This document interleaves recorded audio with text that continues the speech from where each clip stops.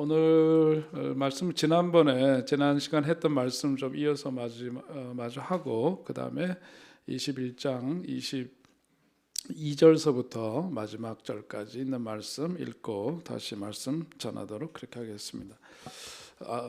앞에서 우리가 본 대로 사라가 갖고 있는 일종의 문제를 두 가지로 짚어봤죠. 하나는 뭐였어요? 착한 사람 컴플렉스였고 하나는 피약증에 대한 말씀, 그 두 가지 말씀을 드렸습니다.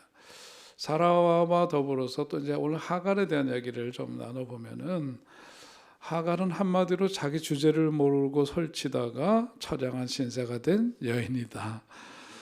우리가 쉽게 이걸 두 글자로 줄이면 꼴통이다. 이제 그렇게 표현할 수가 있습니다. 거칠지만 이게 이제 우리가 소위 그 좀 속된 말로 꼴통이다. 저 사람 아주 꼴통이야 이런 얘기 많이 하죠. 그게 이제 꼴통이라고 표현하는 게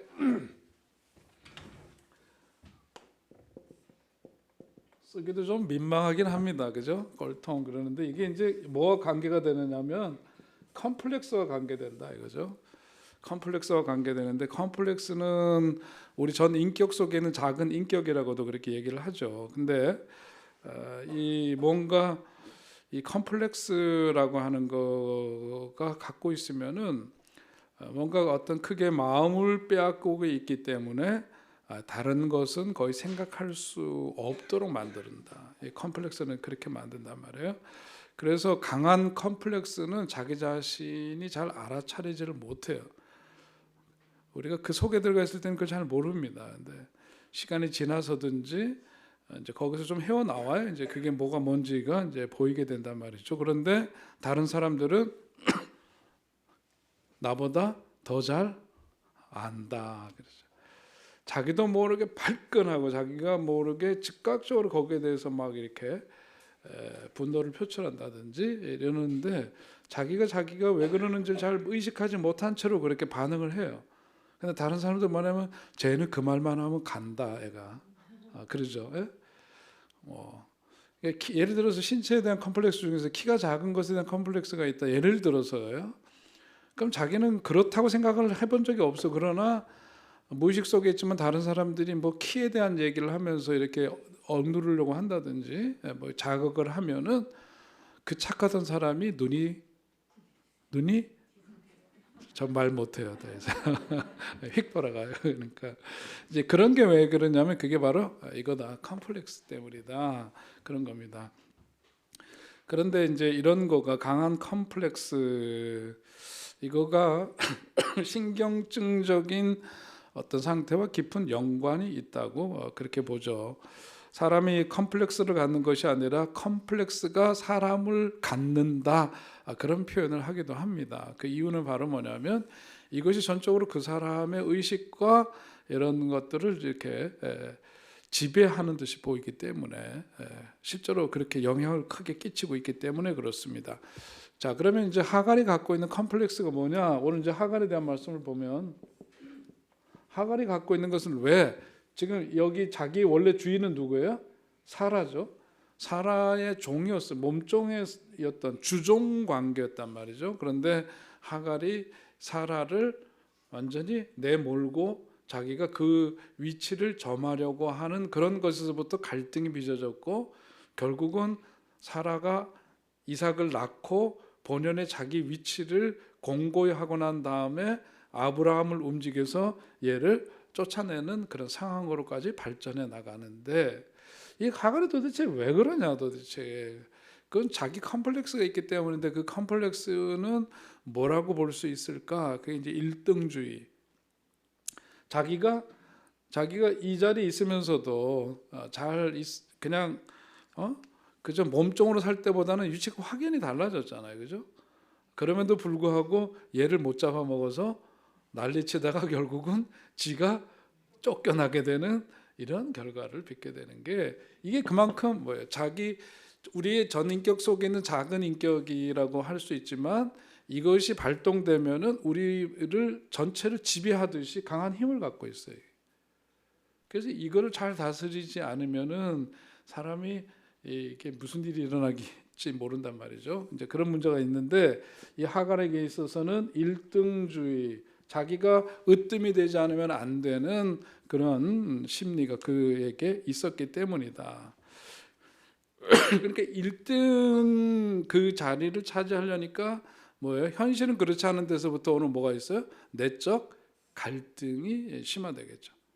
이런 내적인 그 갈등이 내면 속에서 계속해서 이제 역동적으로 움직이게 되니까 그런 것이 내적인 열등감의 발로이라는 것을 보여주는 건데, 아들러, 여러분 아들러, 심리학자 아들러에 대한 이름 많이 들어보셨을 텐데 그가 이렇게 얘기를 했습니다. 자신의 실패나 무능력을 변명한다든지 합리화한다든지 하는 의식적인 작용을 그는 열등 컴플렉스다.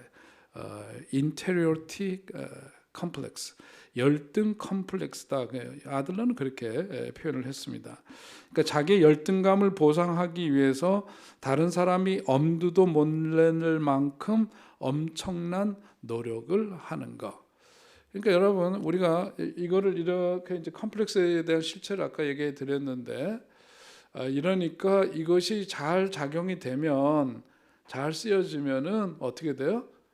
자기가 갖고 있는 문제를 뛰어넘는 뭔가를 역량을 발현해낼 수 있는 에너지가 되기도 한다.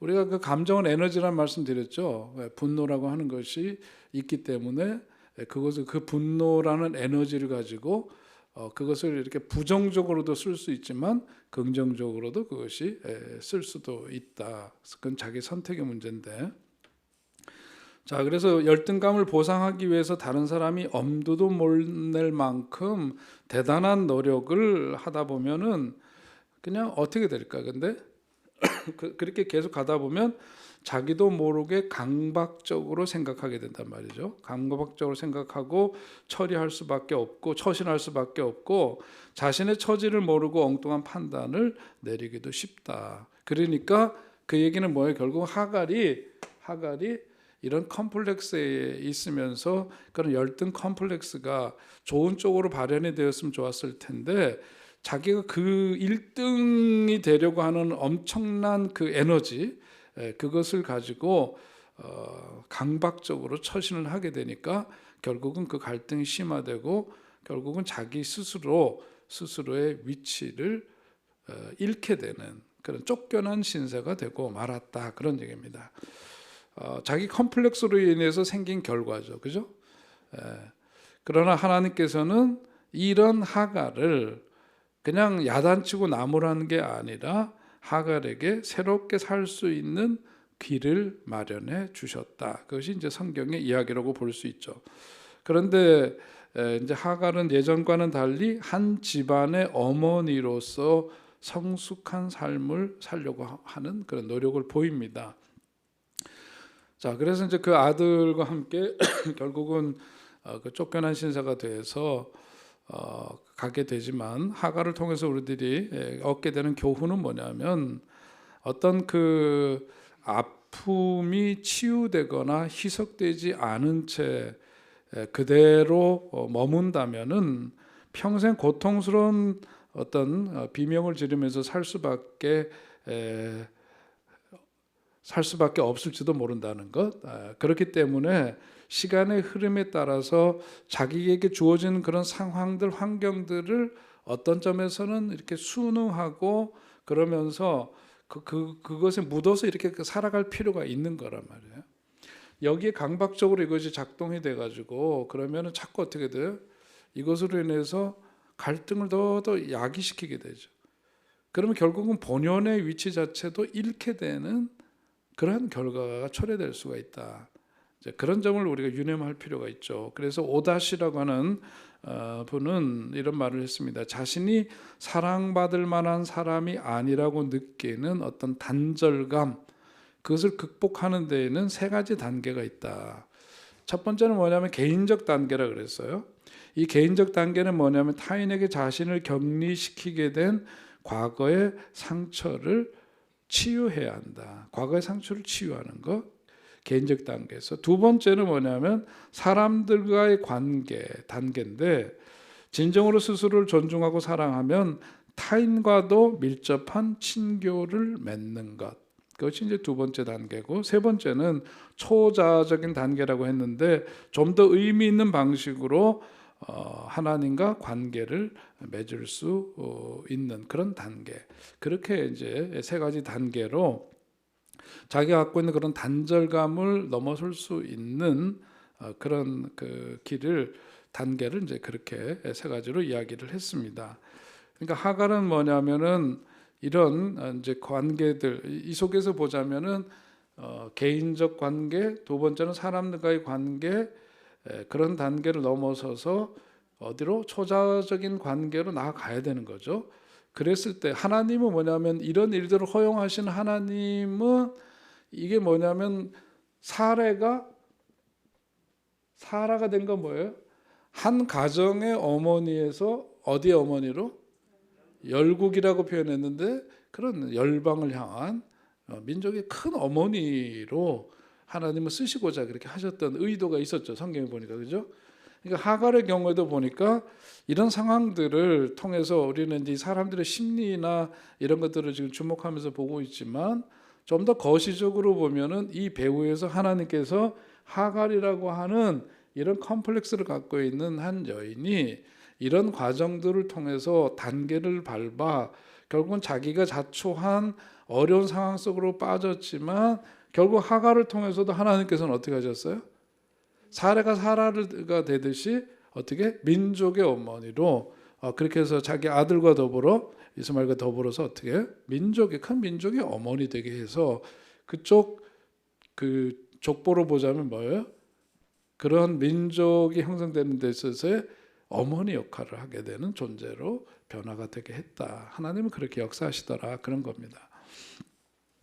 그 성경에 보면 14장, 우리 지난 시간에 읽었던 21장 14절에서부터 21절까지 읽으셨잖아요. 거기 보니까 아브라함이 아침 일찍 일어나서 양식 얼마와 물 한 포대를 하갈에게 주면서 아이를 데리고 나가게 한 이야기예요. 너무 가슴 아픈 이야기죠, 그죠? 실컷 데리고 있다가 아들까지 낳았다고 기분 좋아할 때는 언제고, 또 본처가 뭐라고 그러니까 또 거기에서 이제 아들하고 그 이제 뭐라 그랬대? 작은 마누라, 작은 뭐라 하여튼 하갈을 이제 쫓아내는 그런 이제 비극을 보게 되죠. 근데 그 이야기가 어떻게 전개돼요? 하갈의 길을 떠나서 얼마쯤 가다가 브엘세바 빈들을 헤매게 되었는데 거기에서 이제 하나님을 만나죠. 가서 그 목말라 그들이 그야말로 신음하는 그런 상황 속에서 어서 가서 아이를 안아 일으켜 주어라 그러면서 위로를 하시죠. 그리고 뭐라 그래요? 내가 그를 큰 민족이 되게 하리라. 지금은 쫓겨난 신세지만 그래도 하나님은 버리지 아니하시고, 하나님의 구원 계획으로 보자면 아브라함을 통해서 이삭에서 야곱으로 쭉 이어지는 그런 계보 속에서 구원의 역사를 이루시고자 하시는 계획이 분명하신데, 거기에서 인간들의 실수로 말미암아 파생된 그런 사람들, 그런 이야기들을 하나님께서는 그냥 방치하거나 저버리지 않고, 그래서 이 역시도 이렇게 쓰시는 민족의 그로 하여금 민족을 이루도록 하겠다 하는 그런 말씀으로 위로해 주시죠. 그런 자라면서 어떻게 됐대요? 사막에서 활을 쏘면서 사냥꾼이 되었다 하는 그런 이야기로 전개가 됩니다. 그래서 이 여기서부터 나온 민족이 뭐라는 거예요? 이슬람이 바로 이제 여기서 나왔다는 거죠. 거기 그 사람들은 지금도 이런 전통을 따라서 일부 다처제입니다. 이슬람들. 한국 여성 중에서 이슬람을 믿는 그 이슬람 교도하고 결혼을 했다가 나중에 정말 이게 어려움에 빠지는 거 보니까 그쪽 문화를 잘 모르고 했던 거예요. 한국에 와서 저쪽에 아랍 쪽에 이슬람 계통의 사람들 만나서 사랑해서 결혼했는데 보니까 조국에도 부인이 있고 다른 데도 부인이 있고 막. 근데 그 사람들은 뭐 일부 다처제이기 때문에 전혀 문제가 되지 않아요.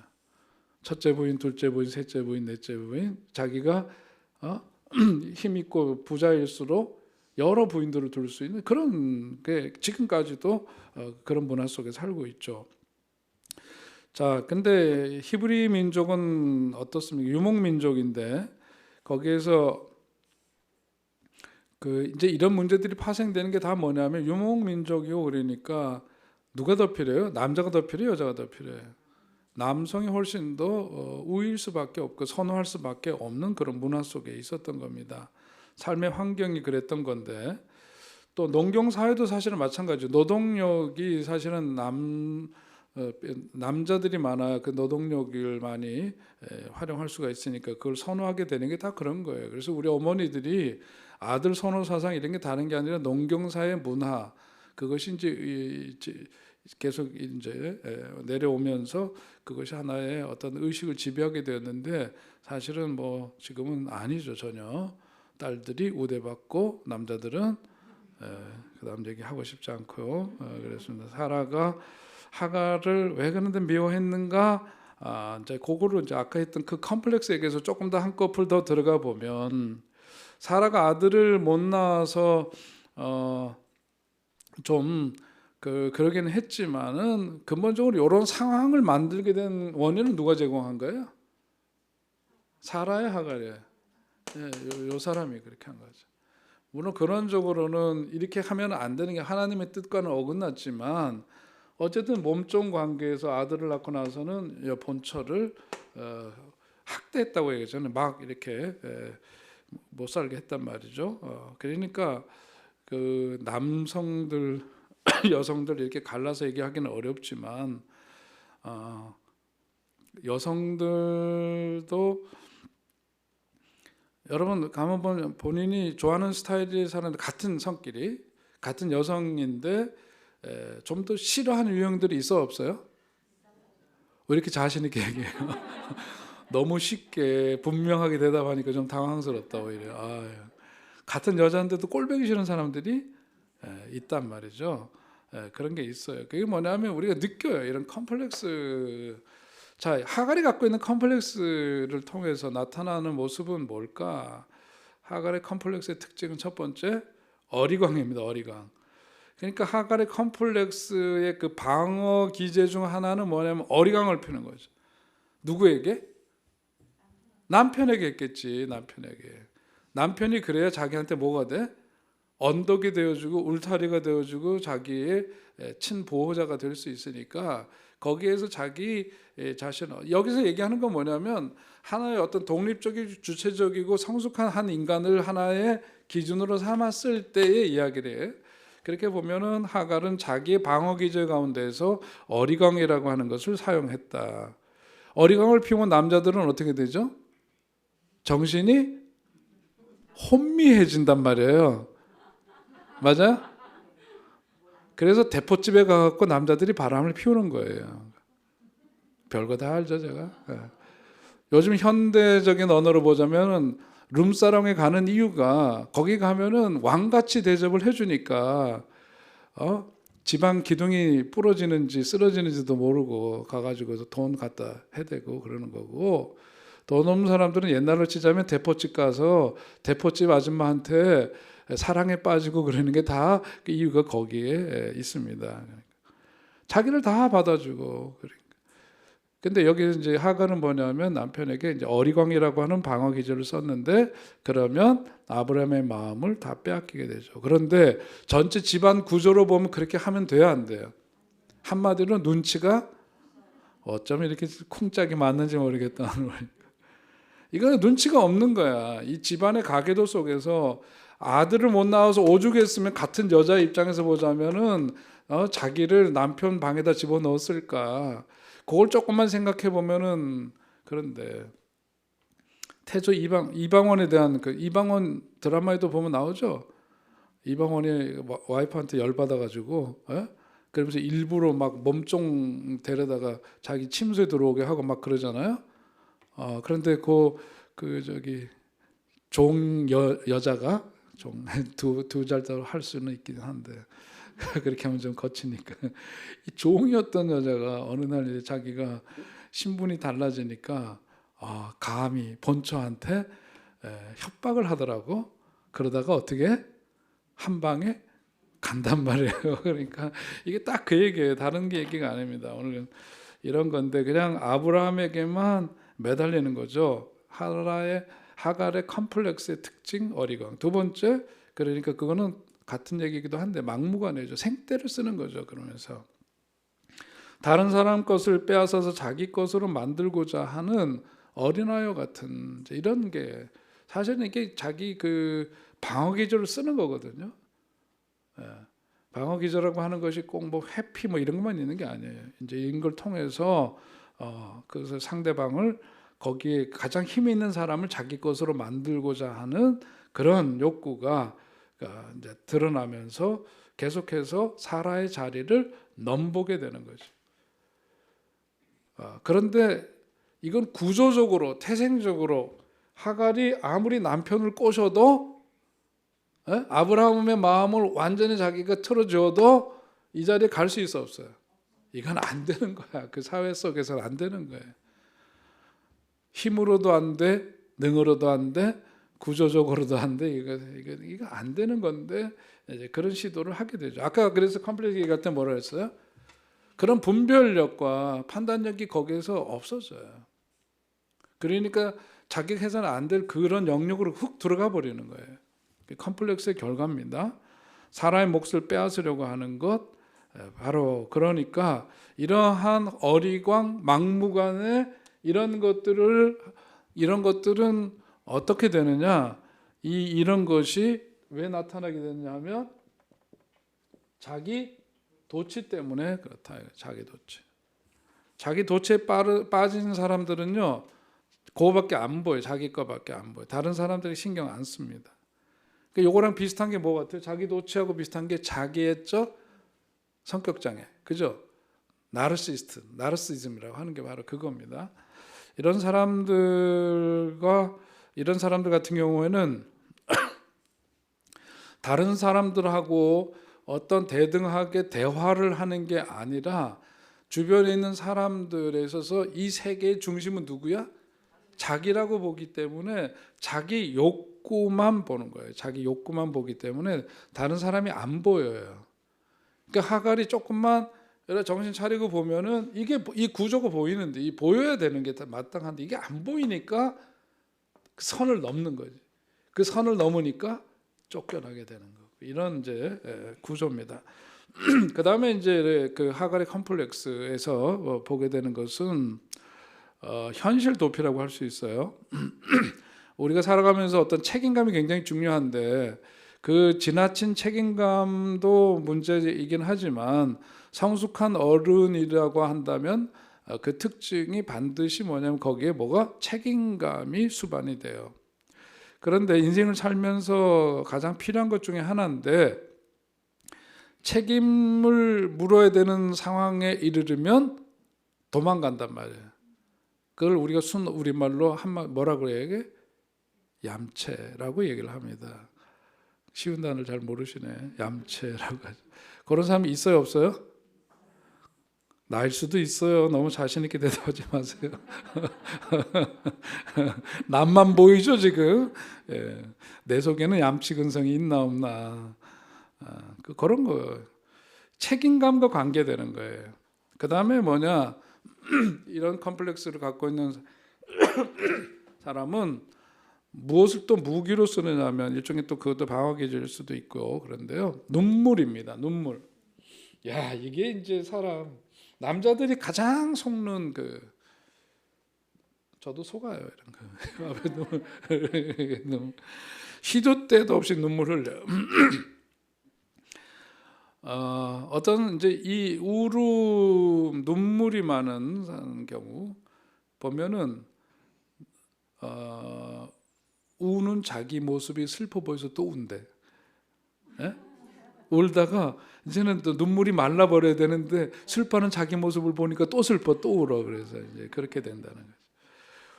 울고 싶어서 우는 거, 울고 싶어서 우는 거.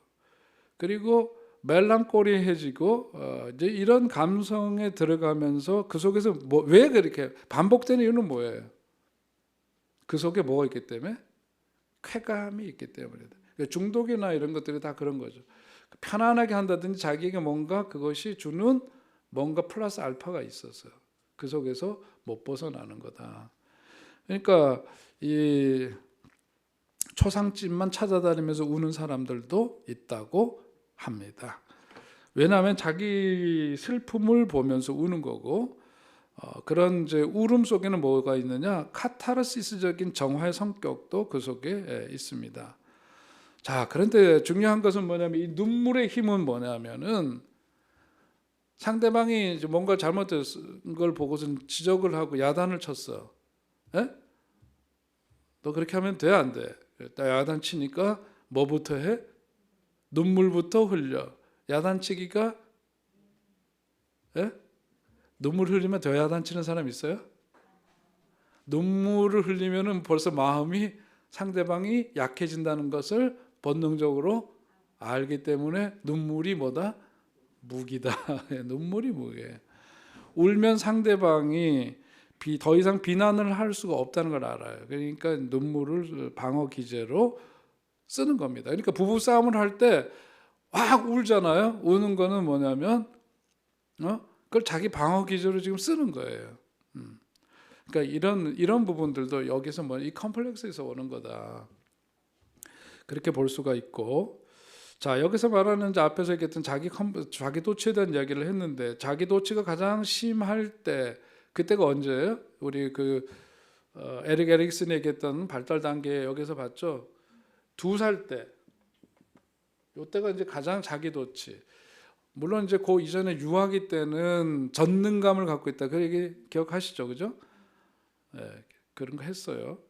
거기 이제 자기 도취가 가장 심할 때가 만 2세인데 자기 감정, 자기 욕구만 보이는 거죠. 그래서 아이들이 악을 바락바락 쓰면서 우는 거는 뭐냐면 여기 굉장히 지금 충실한 거죠. 굉장히 충실한 거예요. 자기 욕구에 집중하는 거예요. 그러니까 이 어떤 상황이든 뭐든 우리 아들놈 어렸을 때 백화점 갔는데 자기 갖고 싶은 거 안 된다 그러니까 눕더구만. 누워서 이렇게. 그래서 우리는 버리고 갔죠. 그래, 너는 그럼 여기서 살아야 되나 보다. 그리고 갔어요. 이게 상황이 원했던 상황이 전혀 아니잖아요. 그래서 한번 꺾어놓고, 그래서 애들 한번 좀 꺾어놓고 시작해야 돼. 그래서 아이고 주변 사람들 시선을 보는 거거든요. 우리 엄마 아빠는 체면 때문에 절대로 이 요구를 안 들어주지 않을 수가 없을 걸 이렇게 했는데 자기 예상과 빗나가고 이게 상황이 아니니까 그 다음에 이제 화들짝 놀라는 거죠. 이런 식으로 하면 안 된다. 이런 식으로 하면 절대로 안 응할 거야. 그러니까 말로 해. 그리고 안 되는 거 설명을 해주면 이해를 해. 이해를 못해 계속 설명해줘요. 오늘 이래서 안 되고 엄마 아빠가 지금 이걸 쓸 수 있는 돈이 없고 그러니까 지금 오늘은 안 돼. 오케이? 이렇게 설명을 해줘야 돼. 알아듣든 못하든 아무튼 설명을 하면 설명해야 돼요. 이런 게 다 뭐냐면은 다 요때 2살 때 어렸을 때는 자 그런 걸 쓰는데요.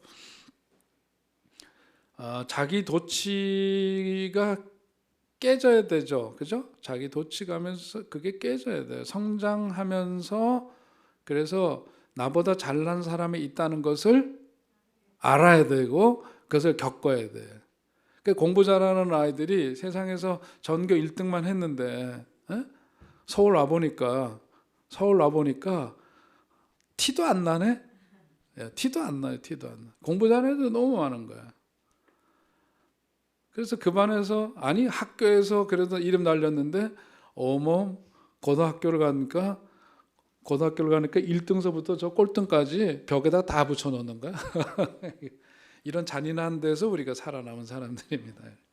그죠? 일반서부터 문과반 3반, 이과반 7반, 이과반 7반인데 여기서부터 끝반서부터 해갖고 성적 순으로 해가지고 60명 1반 60등까지 61등서부터 120등 2반 10반 9반 여기 8반 나는 몇 반이었을까 모릅니다. 우리 이런 거 속에서 살았는데요. 뭐냐면 자기보다 잘난 사람이 있다는 걸 아는 게 중요해요. 그래야 이런 함정에서부터 나올 수가 있어요. 그래 아이들은 또 조심스럽죠. 공부 우리 교회에서도 지금 고등학교 진학한 아이들 중에서 과학고등학교 간 아이들 있고 또 외고에 들어간 아이도 있고 그렇거든요. 공부 잘하죠. 그러니까 중학교 때 아마 전교에서 날렸던 애들일 거예요. 그런데 딱 그때 특목고라 그러나 뭐라 그래요? 특성화고등학교예요. 이런데 딱 들어가니까 자기는 그냥 평범한 거야. 근데 여기에서 보니까 제가 그동안 목회하면서 보니까 여기 딱 들어갔는데 여기에서 워낙 머리도 좋고 탁월해서 잘하는 애도 있고 노력파도 있고 그런데 여기에서 기가 꺾이면은요 원래 이만큼 하던 애들이 뚝 떨어져요. 그래서 대학 들어갔다 헤매고 재수 삼수에 막 헤매다가 마음 의지할 것이 없으니까 이단으로 가는 애들도 있어요. 제가 봤어요. 그러니까 여러분 이게 굉장히 지금 뭐 공부 잘한다고 해서만 막 이렇게 할렐루야 그럴 게 아니에요. 애들 잘 살피고 이건 뭐냐면 여기에서 마음의 힘, 마음의 근육을 키워줘야 이런 경쟁 속에서 친구들하고 이렇게 잘 지내면서 내가 비록 60명 중에 25등을 해도 30등을 해도 오케이 그리고 할 수 있는 거예요. 근데 이게 안 되면 지난주인가 저는 이제 그 과학고등학교 간 우리 교인 자매 오랜만에 왔더라고요. 친구도 잘 사귀고 재미있니? 그랬더니 저 친구 많아요. 재밌어요. 그러더라고. 그러면 등수랑 상관없이 얘는 지금 이걸 인조이하고 있고 살아남는 거고 얼굴이 딱 이렇게 되면 쟤는 학교는 지금 당장 좋은 학교 같지만 힘이 걱정되는구나. 이런 이제 그런 게 된단 말이에요. 그래서 우리가 성장과 성숙을 위해서는 요거가 깨져야 되는데 요걸 깨려면 남을 알아야 되고 남의 입장에 서볼 수 있는 그런 생각이 가능해야 돼. 그래서 우리가 어려운 말로 그걸 뭐라 그래요? 역지사지.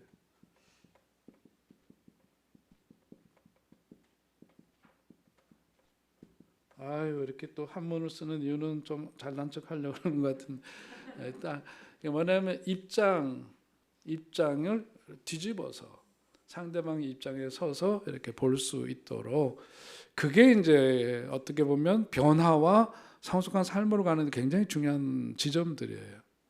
자기 도처에서 벗어나야 된다. 하나님의 입장에서 보자면 이 하갈에게 뭐를 줬다? 새로운 길을. 이 구조 속에서 이거 잘못했잖아요. 쫓겨났잖아요. 그런데 새로운 길을 열어 주시죠. 기회를 주는 겁니다. 아브라함에게 쫓겨난 후에 자기의 처지를 알 수 있는 기회를 오히려 막게 된 거죠. 그게 하나님의 선하신 역사예요. 그렇지 않았으면 얘는 여기서 여기 차지할까 요 안에서 그러다가 계속 얻어 터지든지 그 마음의 내적인 갈등 어떻게 하면 저는 오늘 밤에는 사라 방이 아니라 내 방으로 오게 할까 맨날 이것만 생각했을 거 아니야. 근데 이렇게 된통 이걸 다 드러내고 한번 뒤집어져 보고 나니까 다른 걸 보게 되고 만나게 된 거지. 그 새로운 민족의 어머니가 될 수 있는 새로운 것을 보게 되고 만나게 되는 거예요. 이런 지점이 참 중요합니다. 그래서 하갈이 쫓겨났는데 어디로 쫓겨났느냐? 어디로 떠났어요? 광야인데 그 광야는 곧 사막이죠. 사막에는 아무것도 없는 그 상황이죠. 아무것도 없는 그곳으로 쫓겨났다. 사막이 그런 점에서 보자면 대단히 불편한 장소이고 소망 없어 보이지만 거기에서 누구를 만나? 하나님을 만나는 곳이었어요. 하나님은 어디서 만나? 광야에서 만나. 그러니까 하나님이 쓰시려고 하는 사람들은 광야로 내모라. 우리 아이들 다 군대 갈 때 그러잖아요. 우리 교회 아이들 군대 가면 기도하면서 하나님 우리 아이들이 이 아들이 이제 장성해서 군대 가게 해주신 거 감사하고 이 군대라고 하는 광야에서 좋은 만남들도 있고 꿈을 꾸고 하나님을 새롭게 만나는 은혜를 주옵소서. 그 기도가 언제나 드려지는 기도 가운데 하나인 거죠. 거기에서 새로운 벌판에 서 봤을 때 하나님 만나는 거예요. 그동안은 엄마, 아버지, 가정, 교회 요 철저한 보호막 속에서 있다가 여기로 나선 그 상황에서 야곱이 보았던 것처럼 그런 겁니다. 하갈이 아들과 함께 사막에서 살게 되었는데 거기에서는 정상적으로 우리가 평범하게 살아갈 수가 없어요. 그러니까 이런 상황에 놓이게 된다는 것 자체가 어떻게 보면은 분열성 성격 장애 거기에 걸렸다 이렇게 그렇게 이제 해석하는 사람들도 물론 있긴 한데, 그런 것보다도 오늘 이제 이거 보면 사막이라고 하는 곳으로 갔고 거기서 하나님을 만났고 하나님은 그들에게 너로 민족이 되겠다. 민족 너로부터 민족이 나오게 하리라고 하는 그런 약속을 듣게 되고, 자 이러면서 결국은 우리들이 봐야 될 것은 뭐냐면 이런 모든 사라와 하갈 여기에 또 아브라함 이런 모든 것 속에서 중요한 이슈는 뭐냐면은 그게 바로 뭐예요? 관계라고 하는 거죠. 관계. 분열성 인격 장애라고 하는 그런 이유도 이제 이 관계에 대한 얘기를 하기 위해서 나온 건데요. 이 관계, 우리는 보통 자라면서 누구와의 관계? 가장 가까이로는 주 양육자인 어머니, 그리고 그거보다 조금 가깝긴 하면서도 되게 우리 가정 구조에서 보자면 그 다음에 뭐예요? 아버지, 이렇게 된 거죠, 그죠? 어머니, 아버지, 그 다음에 뭐 형제 관계, 그런 관계들. 부모에게서 사랑과 존중과 관심을 받으면 거기에서 이제 형성되는 게 뭐예요? 자존감과 자신감이 그 속에서 형성이 되는 거죠. 이 관계 속에서 생기는 거예요. 그래서 제일 먼저 우리가 이제 영성 심리를 읽는 강의하면서 저 항상 그 얘기했던 이 그림, 그죠?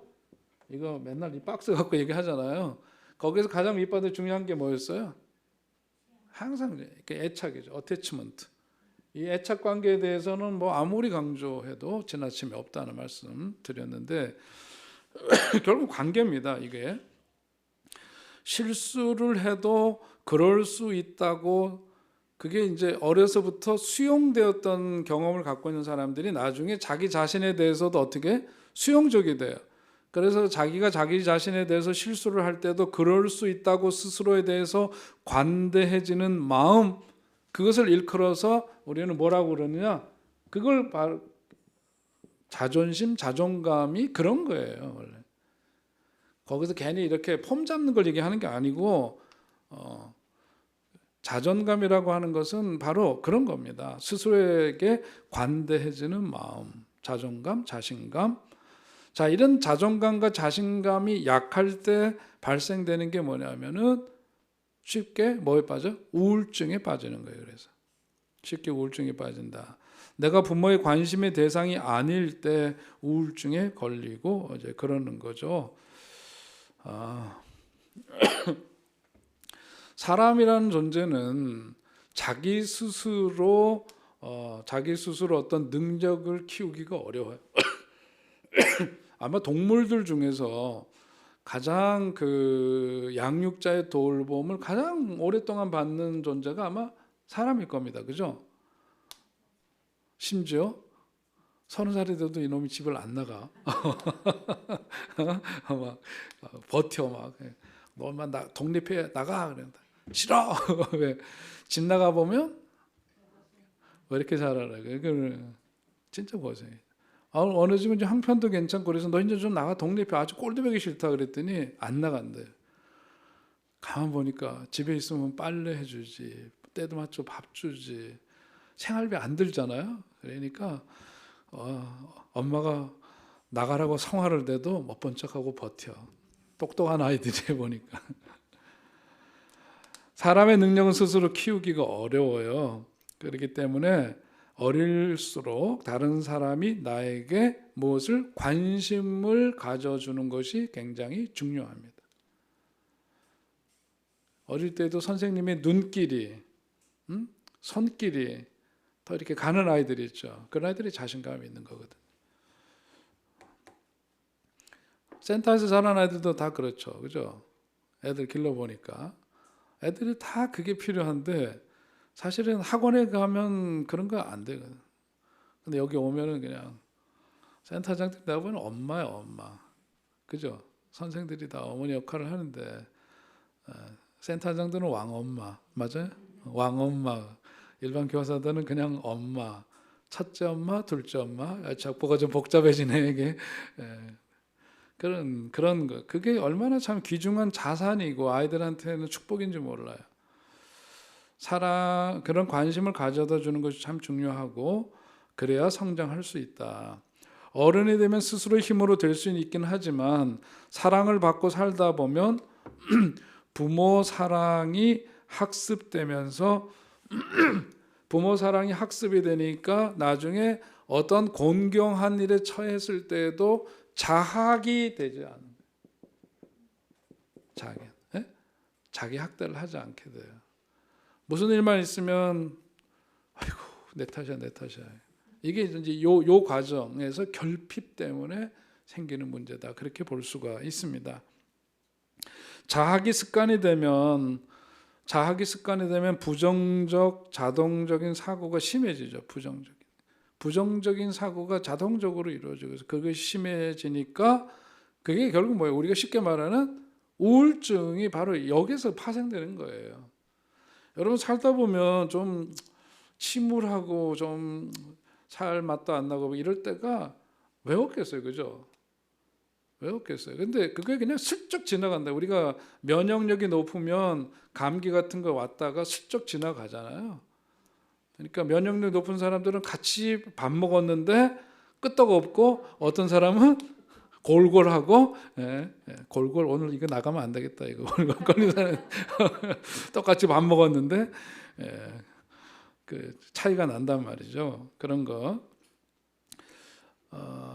여기서 이제 자기 면역력이 약하면 병이 걸리듯이 우리가 자신감, 자존감 이런 것들이 어렸을 때 사랑과 관심 속에서 이렇게 형성되어 온 자기 학습이 되어 있기 때문에 웬만한 거는 이리고 넘어갈 수가 있는 거고, 그렇지 않으면 작은 일에 매달리죠. 그러다가 침울해지고 우울증에서 벗어나지 못하는 거. 그러니까 애착 관계에서 그 부모 양육자와의 그 관계를 살피는 거고, 그것이 중요하다는 것을 그만큼 강조하는 겁니다. 칭찬 한마디 안 하는 아버지, 괜히 폼 잡고 권위적으로 하는 아버지는 아버지도 아니다. 그렇게 말해도 과언이 아닐 겁니다.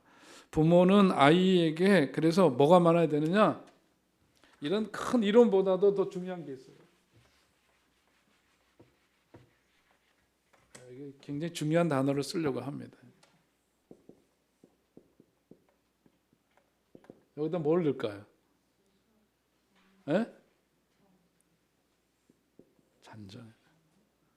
잔정이 뭐예요? 잔정이 소소한 일에서 정감 있게 따뜻하게 대하는 거. 잔정이 있어야 된다. 가족들, 아이들을 양육하는 데서 뭐가 있어야 되느냐? 잔정이 아이들을 자신감 있고 자존감을 갖고 자랄 수 있도록 하는 거예요. 민족의 평화를 위해서 뭐 이런 얘기는 해갖고 애들이 감동을 받는 게 아니에요. 너는 앞으로 큰 문제 이런 걸로 되는 게 아니고, 칭찬도 지나치고 과하면은요 그 칭찬이 약발이 하나도 없습니다. 팩트, 사실에 기초한 것에 대해서 적절한 보상, 적절한 칭찬이 주어져야 그게 약발이 최고로 먹히지. 그게 이렇게 과장되거나 그러면 아이들이 실제로 칭찬 받을 만 이래도 인정을 스스로 안 해요. 약발이 안 먹힙니다. 또 어떤 게 중요하냐면 스킨십이 중요하죠. 스킨십. 사람은요, 동물 실험에서도 나오는 거잖아요. 침팬지 실험했을 때 이렇게 아이들 스킨십을 한 아이들하고 그냥 시간 되면 그 젖병 갖다 물려갖고 기계적으로 먹이는 애기들하고 완전히 다르대죠. 사람은 더 하죠. 스킨십이 중요합니다. 그래서 사실 우리 예배 끝나고 나면 미국식으로 해야 돼. 다 이렇게 허그해주고 막 이래야 되는데, 그랬다가는 신문에 날 것 같아서 못하죠. 사실 만나면 이렇게 반갑게. 저 미국 교회에 있을 때는 미국 교회 할머니, 할아버지들은 다 안아주죠. 그냥 우리 다 가족이니까 허그하는 거예요. 허그가 뭐 이렇게 부둥켜 앉는 게 아니라 어디가 닿아야 돼? 어깨가 닿는 거예요. 어깨를 이렇게 닿고 이렇게 하는 거거든요. 그런데 그냥 악수하는 것보다, 악수도 못했잖아요. 그동안 이렇게 무슨 서로 적대적 관계에서 우리가 인사를 하는 것 같아갖고, 지난주부터 제가 손을 내밀어서 악수를 하려고 그랬더니 악수를 안 내밀고 이걸로 내미는 분들이 있고, 피하는 분들도 있었던 것 같고, 스킨십이 접촉 면적이 많은 게 좋아요. 그런 게 이제 아이들한테도 특별히 그렇다. 또 참 이건 중요한 건데 아이들이 자라면서 냄새를 맡아야 되는데 무슨 냄새를 맡아야 되느냐? 엄마한테서는 가슴 냄새를 맡아야 되고 아빠한테는 무슨 냄새를 맡아야 된대? 머리 냄새? 그거 아니에요. 너무 깨나 그런 거예요. 아빠한테는 등 냄새를 맡아야 된다. 아빠의 등 냄새를 맡고 자라고 엄마의 가슴 냄새를 맡고 자라고. 에? 그게 중요한 그게. 그래야 뭣도타 감정이 풍부하고 아이들이 안정적으로 자신감을 갖고 이렇게 자랄 수가 있다. 참을성이 없고 계속 간섭하는, 그래서 지나치게 개입하는 부모 역할을 못하는 부모가 자식에게 매달렸을 때 부모가 자기 인생에 뭐가 돼? 걸림돌이 되게 돼 있다. 그겁니다. 이때 아이들이 그렇게 되면 어떤 현상이 나타나나? 거기서 분열이 일어나. 무슨 분열? 정신분열이 일어난다. 여자아이들의 경우에는 스토커가 되기가 쉽고 남자아이들의 경우에는 과도한 고집쟁이가 된다고 합니다. 그러니까 아이들에 대해서는요, 이렇게 한 걸음 떨어져서 지켜봐줘야 돼. 아이들끼리 다툴 때에도 항상 즉각적으로 개입해가지고 강제화된 평화를 만들지 말고 스스로 이것을 타협하고 조정하고 이럴 수 있도록 기다려주고 한치 건너서 이렇게 볼 필요가 있어요. 성질 급한 부모들 특별히 더 그렇죠. 저도 좀 급한 편이에요. 많이 좋아진 게 이 정도예요. 저는 뭐가 이렇게 탁탁 되지 않으면 불편해요, 마음이. 답이 탁탁 나와야 돼요. 그래서 제가 스스로 생각해도 나는 문과 출신이 아니라 무슨 출신? 나 이과 출신이에요. 나는 이과 출신. 여기 보면 아이들도 지나친 개입을 하게 되니까 결국은 이제 나중에 커서 이런 문제가 스토커가 되든가, 왜냐하면 거기 집착을 하니까. 또 남자애들은 과도한 고집쟁이가 되고, 이러한 경우 그 과도한 고집쟁이가 된 하갈의 아들, 결국은 뭐냐면 이 사막에서 살게 되면서 뭘 쏘는? 활 쏘는 사람이 되었다라고 하는 것은 어떤 이 관계에서부터 벗어난 삶을 살면서 자기식으로만 사는 거예요. 자기 스타일대로, 자기 고집대로 그냥 사는 거죠. 자, 그러니까 이 사막에서 삶이 우리가 쉽게 연상할 수 있는 것처럼 그러면 어떻게 될까요? 혼자 놀게 되겠죠? 사람이 없어요. 혼자 놀아요. 그러면 혼자 노는 것이 익숙해지면 사람 사귀는 것을 싫어하게 되고, 그렇게 되면은 사람 만나기가 싫어지는 겁니다. 그래서 요즘 아이들은 뭐냐면 관계를 하면은 막 속상한 일이 생기잖아요. 그죠? 얘네들은 같이 어울렸는데 나보다 둘이 더 친한 것 같으면 마음이 불편하고 속상하죠. 그래서 또 뭐 하다가 뭐 먹는데 또 살짝 기분 나쁜 일이 생겨. 막 이런 것들이 생기니까 마음이 불편해. 근데 걔네들하고는, 사람들하고의 관계는 그런 문제가 계속해서 생겨. 좋은 점도 물론 있고 같이 의지가 되고 같이 놀고 깔깔거리고 그럴 땐 좋지만은 항상 그 속에 텐션, 긴장이 있어. 그런데 그것과는 별개로 편안한 관계가 있어요. 그게 뭘까요? 그게 기계죠. 스마트폰이나 컴퓨터나 이런 거는 뭐냐면 얘는 정확하죠. 그런 감정으로 인해서 내 마음이 손상될 이유가 없어요. 그럴 필요가 없어요. 그러니까 사람하고 노는 것보다 뭐하고 놀아? 기계하고 노는 게 더 편안해지죠. 이런 문제들이 생기게 되더라. 그런데 이런 관계 훈련이 되지 않고 관계에서 떠나 사막화된 곳에서 혼자 그렇게 고립적으로 살게 되면 뭐가 일어난다? 정신 분열이 일어난다. 거기에 분열이 일어난다. 대화가 안 되고 타협, 협상이 안 돼요. 그걸 일컬어서 분혈성 성격이라고 얘기하는 거예요. 그러니까 어렸을 때 애들하고 친하게 잘 지내고 놀고 때로는 다투기도 하고 이러는 걸 통해서 이 관계 훈련이 굉장히 다 지워졌네. 네, 관계 훈련이 중요해. 살면서 이게 이거예요, 다. 그런 점에서 교회가 얼마나 좋은 곳인지 몰라. 교회는 이런 것을 훈련받는 곳이죠. 지금부터 집합해갖고 가르치는 게 아니라 그 속에서 그 어울림 속에 자기를 따뜻하게 보는 시선들이 얼마나 많아요. 그죠? 집사님, 권사님, 장로님. 나하고 피 한 방울 안 섞였는데 이분들은 어쩜 이렇게 나를 이뻐할까? 때 되면 또 선물 주네. 어디 가지? 스타필드 어디가 떨어지는 줄. 스포츠 몬스터인가. 못 가보셨죠? 여러분들은. 네, 그런 데도 가고. 이런 거 속에서 관계 훈련, 사랑과 지지를 받고 이런 점에서 교회가 얼마나 좋아. 왜들 안 오나 모르겠어요. 근데 누가 자신에게 관심 갖는 것을 귀찮아합니다. 이러나. 또 되게 그러니까 뭐냐면 지금 하갈의 아들 얘기하는 거예요. 사막에서 그렇게 했을 때 그 정서가 어떻겠는가 쉽게 생각할 수 있는 건데 되게 그러니까 은둔 생활을 하고 마음은 위축되어 있게 됩니다. 자, 이런 사람들은 뭐냐면 자기가 갖고 있는 능력보다도 훨씬 수준 이하의 직업을 선택하는 경향이 있대요. 그러니까 이스마엘은 뭐 누구의 아들이에요? 아브라함의 아들인데 말이야. 그 시대에 아브라함, 족보 있는 아브라함의 아들인데 얘는 지금 뭐 하고 산대? 활 쏘고서는 엉뚱한 데 사냥이나 하고 이러고 산단 말이죠.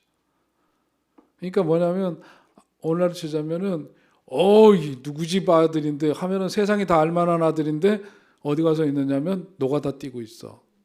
그러면 그거 맞아요, 안 맞아요? 노가다라는 직업 그 노가다 안 되고 뭐지? 막노동하는 것을 우습게 여기는 게 아니라 걔가 잘할 수 있고 할 수 있는 능력과 여건이 있는데 그것을 통해서 자기 삶을 극대화해내고 발전시키는 게 아니라 엉뚱한 데서 찌질하게 살고 있다 그러면 이거는 안 맞는 거지. 그게 어디서 사막에서 고립된 삶은 그런 분열성, 인격. 그래서 결국은 고립된 삶의 결과를 그렇게 초래하게 된다. 그 얘기를 하는 겁니다.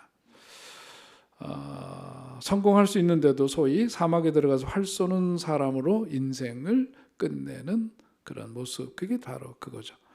관심과 취미가 결여되어 있습니다. 인간은 사회적 동물이기 때문에 뭐가 있어야 되느냐면 세속적인 잡기 하나쯤은 있어야 돼. 권사님, 무슨 잡기를 갖고 계시나요? 재미있게 세상 잡기 갖고 있는 거 뭐 있어요? 대답이 공할 때는 고스톱 이렇게라도 얘기하세요. 그래도 고스톱은 칠 줄 알잖아요. 고스톱 못 쳐요? 그러면 고스톱 어려우면 미나토 이렇게 얘기를 하세요. 미나토는 그림만 맞으면 되는 거니까. 그러니까 뭐냐면 살면서 다른 잡기라는 게 뭐죠? 사람들하고 어울릴 수 있는 매개물이에요. 우리 교인들은 뭐라 배드민턴 잘 치잖아요. 배드민턴 잘 치고 좋아하고 그러면 그거 자체로서 관계가 형성되고 좋은 거라고. 그죠? 노래 좋아하는 사람들도 있네. 그런 사람들은 그런 걸 통해서 또 서로 어떤 사회적 관계를 형성하게 되고 그러는 거고. 요즘 뭐 심한 거 짤짤이 잘 하는 놈들 그거는 이제 중고등학교 때까지 하는 거죠. 애들 다 맞추고 막 그러던가. 그런 관심과 취미가 이렇게 사막화된 삶에서는 결여될 수밖에 없다. 대화가 그러니까 불가능하죠. 이런 사람들은 거리감을 항상 느끼게 돼요. 무뚝뚝합니다. 무뚝뚝해. 감정 표현을 잘 못합니다. 그러니까 감정이라고 하는 것이 얼마나 그 폭이 넓은데 아주 단순화된 제한된 감정만 표현하죠. 제한된 감정 대표적인 게 뭐 있을까? 마음에 안 들면 화내는 거. 그 이상은 할 줄 몰라. 좋아도 좋은 표현, 말로든 어떤 행동으로든 좀 못해. 속상하면 버럭 소리 지르는 거 외에는 그러니까 완전히 그러면 황폐화된 삶이죠. 오늘 보면 그렇습니다. 그래서 그 가정의 분위기는 그러면은 뭐냐면 두 가지로 집약될 수 있는데 하나는 뭐냐면 차가움이에요. 가정에서 최악은 뭐냐면 차가움입니다. 가정은 뭐냐면 항상 뭐가 있어야 돼? 온기가 있어야 되죠. 집안에 들어오면 가족들하고 만나는 순간 그 속에서 따뜻함이 느껴져야 돼. 제가 우리 교육자들한테도 항상 강조하는 게 뭐냐면 교회 왔을 때 무엇을 느끼고 따뜻함을 느끼고 돌아가야 된다. 따뜻함은 누구를 통해서? 우선은 교육자들이겠고 또 함께 만나는 관계 속에서 온기를 체험하고 가는 것이야. 그 온기와 따뜻함이 결국은 누구의 것인 거죠? 주님께로부터 온 것이라고. 그것을 우리는 하나님이 보이지 않고 예수님을 눈으로 볼 수는 없지만 믿음의 대상이신 하나님과 예수님을 그런 경험을 통해서 우리는 몸으로 체험하고 가는 거죠. 말씀을 통해서, 관계를 통해서. 그래서 교회가 중요한 거예요. 차가움, 이거는 아까 얘기했던 사막에서 활 쏘는 인생으로 마감된 그런 삶 속에서는 결국은 분열된 인격장애, 그리고 그 삶 속에서 초래되는 것은 차가움, 무뚝뚝함 이런 거고, 서로의 거리감을 느끼는 게 되면서 그 자체가 뭐예요? 거리감을 갖게 되면 계속해서 섬처럼 살 수밖에 없는 거죠. 또 한 가지 뭐냐면 가족 안에서의 태만함이에요. 여러분 옆에서 누가 자빠졌는데 그 지나가는 사람이 있으면 그 사람이 사람이에요, 사람 아니에요? 그런 거죠. 집안에서 뭐냐면 가족들 어떤 일 있을 때 거기에 대해서 민감성, 반응을 하지 않아요. 자기 역할과 서로의 관계 속에서 해야 될 그런 부분들이 무뎌져 있어요. 그건 태만함이라고 할 수 있겠죠. 근데 이런 것이 초래되는 게 최악이란 말이죠. 차가움, 거리감, 태만함. 그런 것이 가정의 분위기에서 최악의 모습들.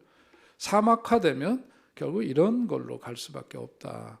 이제 그런 것에 대한 것을 우리가 문제의식을 가질 필요가 있습니다.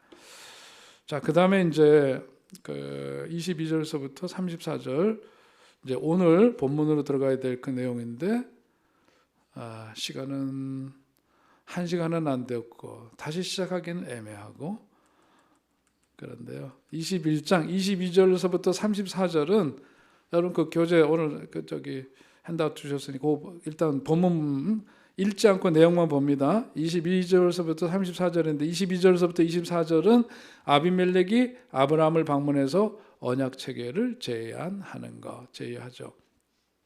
아브라함이 아비멜렉을 책망합니다. 그리고 아브라함이 아비멜렉이 언약을 맺고 우물 분쟁을 종식시키는 이야기, 또 아브라함과 아비멜렉의 언약 체결이 거기서 완료가 되고 아브라함이 블레셋 땅에서 여러 날을 지내고, 이런 얘기예요.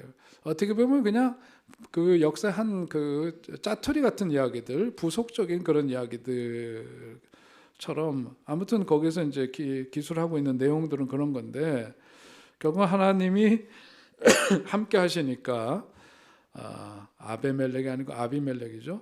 거기 하시면 세상을 능히 이길 수 있다. 성도는 자신에 대한 이웃의 잘못에 대해서 오래 참아야 한다. 성도는 세상 사람들과 평화를 도모해야 한다. 지극히 우리가 상식적으로 오늘 본문을 통해서 알 수 있는 그런 내용들입니다. 자, 이걸 결국 내용이 그런 거죠. 아비멜렉과 그의 장수 누구죠? 거기 등장하는 이름이 비골이죠. 그죠? 군대 장관이 비골입니다. 아브라함에게 하나님께서는 그대가 무슨 일을 하든지 함께 한다는 것을 그가 보고, 근데 그 사람은 하나님을 믿는 사람 안 믿는 사람, 하나님을 모르는 이방인이에요. 그런데 아비멜렉과 그 비골이 이민족, 이방인이긴 하지만 하나님이 어떤 분이신지 체험을 하고 받아들인 사람으로 볼 수 있어요. 그죠? 그래서 몸은 이방인이지만 마음은 하나님의 사람이라고 할 수 있겠다. 오늘 본문을 보면서 그런 생각을 유추해낼 수가 있습니다.